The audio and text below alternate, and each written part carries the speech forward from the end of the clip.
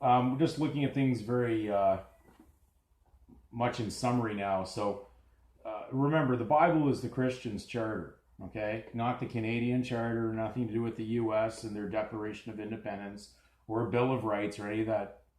It has nothing to do with it. These are two separate titles going on. One's spiritual and the other one's legal. Now, if you want to remain legal, that's your choice. You can do that.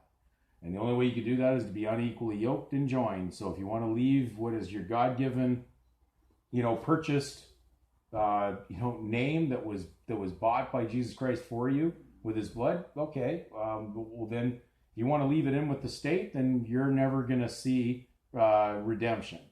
Maybe a false redemption through Satan, but it's your choice. So it's either man-made constitutions or the charter of the Bible, which rules God's people.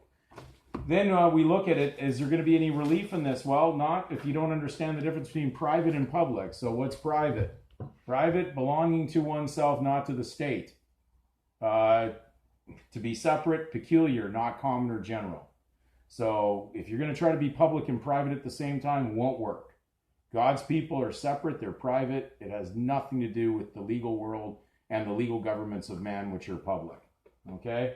Now, what's going on in here? Well, when the state basically induced something onto the statement of birth record the parents filled in that didn't belong to the state, well, that's an act of state. And that's the proof of the damage. So let's look at what that is. Could that be a misrepresentation? Well, let's look at anything man passes in law is an act of state. So act of state, in the broad sense of the term, many lawful acts of the executive government and many instances of the exercise of the prerogative of the crown might be designated acts of state.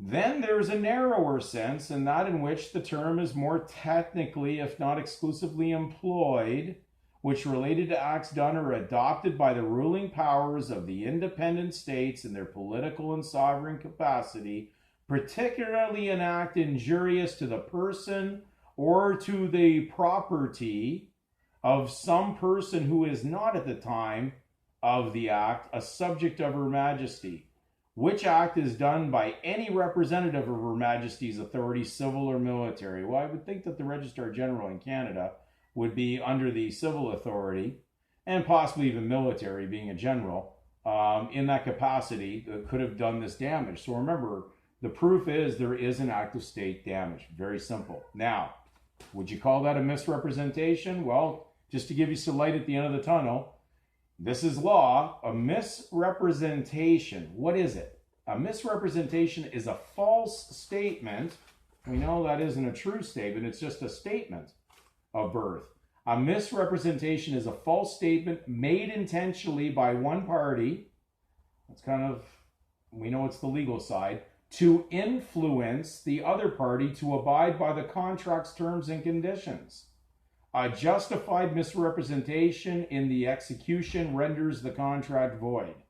And depending on the situation, the deceived party may seek legal redress and be awarded damages for any loss incurred or rescind the contract. Well, would you like to get out of this? All you got to do is pull what shouldn't have been on there, that was the inducement, and you're out of it. It's done. It's that simple. But if you don't grasp these terms, then you're going to have to watch these videos over and over again, because it's not that we were here not giving you the simplistic message. You think they're not influencing you right now? They're influencing many people falsely to do things, to roll up the sleeve, to win their game. And people will do it. So it's up to you, but it is consent. And remember, as long as you're consenting, there is no tort.